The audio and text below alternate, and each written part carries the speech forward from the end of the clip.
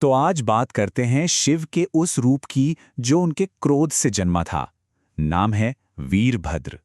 और ये सिर्फ एक कहानी नहीं है, नहीं, ये एक गाथा है प्रचंड क्रोध की, अपमान की और आखिर में न्याय की। कभी सोचा है कि शिव का कोई ऐसा रूप भी हो सकता है जो विनाश से भी ज्यादा भयानक हो? एक ऐसा रूप जिसके सामने सिर्फ राक्षस ही नहीं बल्कि देवता तक कांप उठें। हाँ, ये कहानी उसी दिव्य क्रोध की है जिसकी आग में पूरा ब्रह्मांड झुलसने वाला था।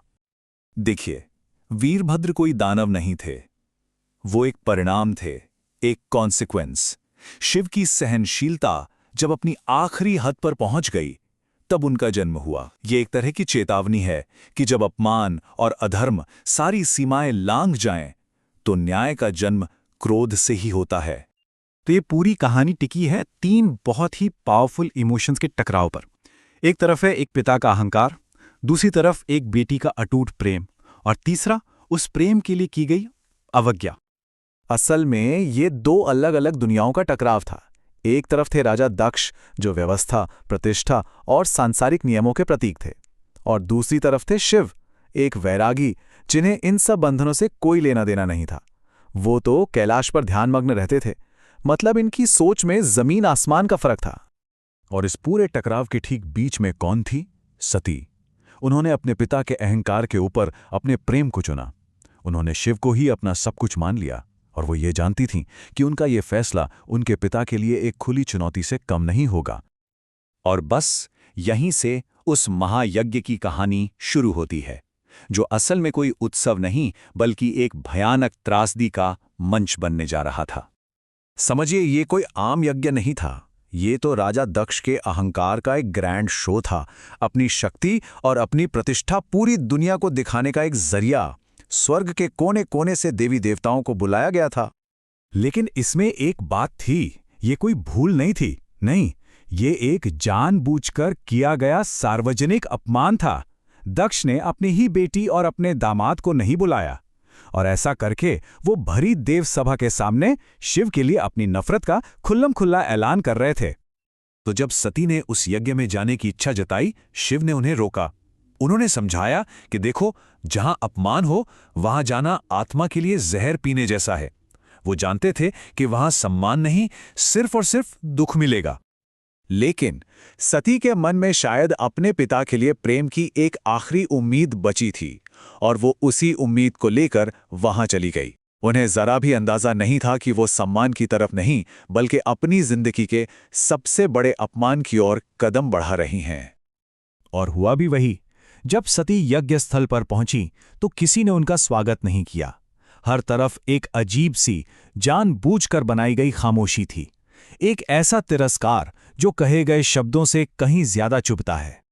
और फिर सबके सामने, पूरी सभा के बीच, दक्ष ने वो शब्द कह दिए जो सती के लिए आखिरी चोट साबित हुए।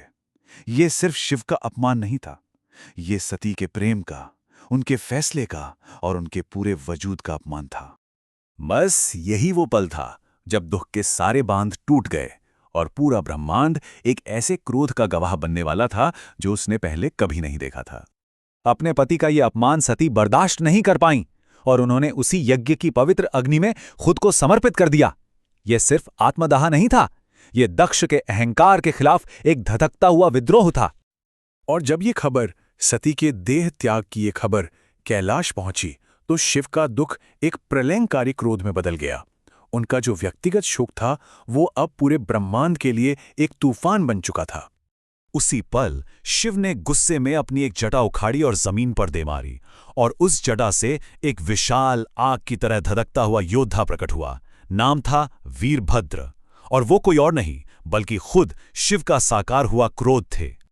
शिव का आदेश बिल्कुल साफ था, एक ही आदेश था, और वो अटल था, जाओ और दक्ष के यज्ञ का विध्वंस कर दो। और वीरभद्र उसी पल उस आदेश को पूरा करने के लिए निकल पड़े। वीरभद्र किसी तूफान की तरह उस यज्ञ स्थल पर टूटे।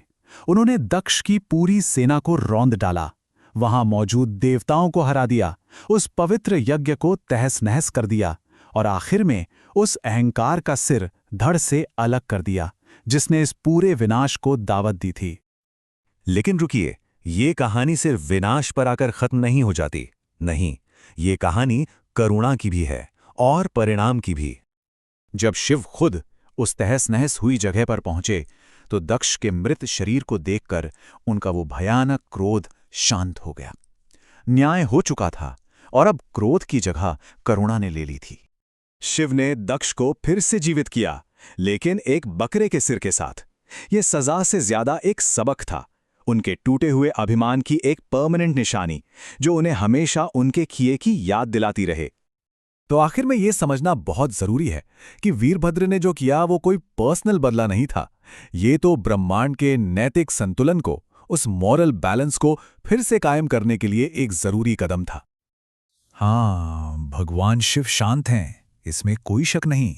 लेकिन जब अधर्म सारी हदें पार कर जाता है, तो उनकी वही शांति न्याय दिलाने के लिए वीरभद्र का प्रचंड रूप धारण कर लेती है। और यह कहानी हमें एक बहुत ही गहरे सवाल के साथ छोड़ जाती है कि न्याय और धर्म को बचाने के लिए आखिर वो कौन सा पल होता है जब शांति को क्रोध की शक्ति बनना ही पड़ता है।